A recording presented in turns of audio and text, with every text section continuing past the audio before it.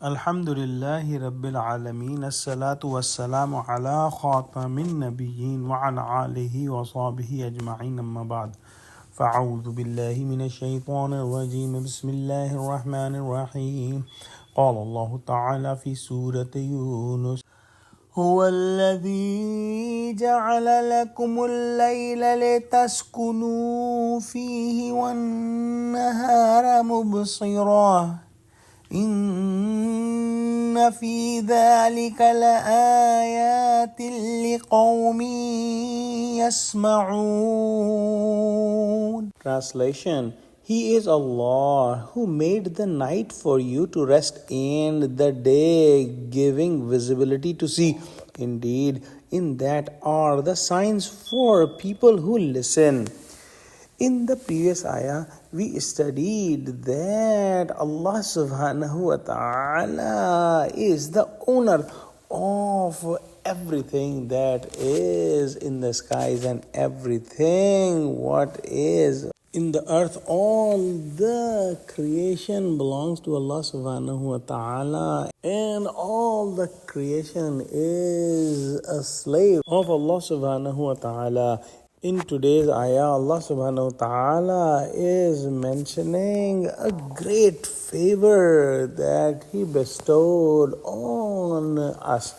And this is the creation of the day and night. The day and night is a sign that if we ponder on it, we will get connected to the Creator, and we will realize that how great this system is and how well coordinated this coming of days and nights is.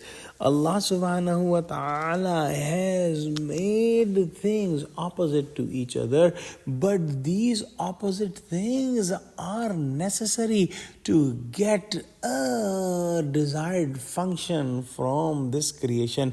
For example, all the botanical system is dependent on this cycle of day and night, and the plants are connected very closely to the animal kingdom, and these two kingdoms, the plant kingdom and animal kingdom, cannot work independently. They are dependent on each other. Many of the animals consume the plants, and some of them consume each other. And this system is not possible if there is not the system of day and night. Similarly, for humans, this system of day and night is vital for our existence. We sleep and rest during the night time, and we work during the daytime. And if this is not the case, we cannot function, we cannot survive.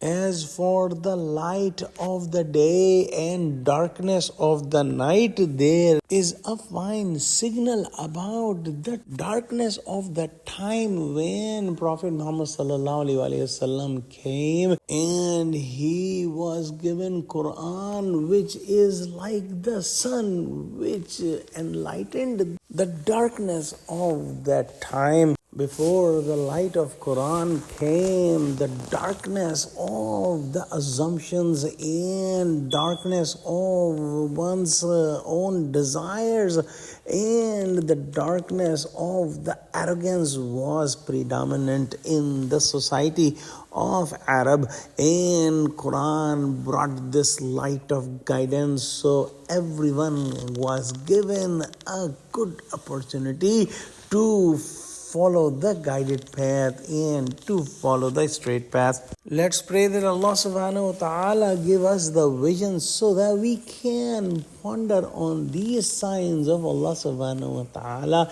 and get the ma'rifah and connection with our Creator. Ameen. Wa akhiru da'wana alhamdulillahi rabbil alameen. Wassalamu alaikum wa rahmatullahi wa barakatuhu.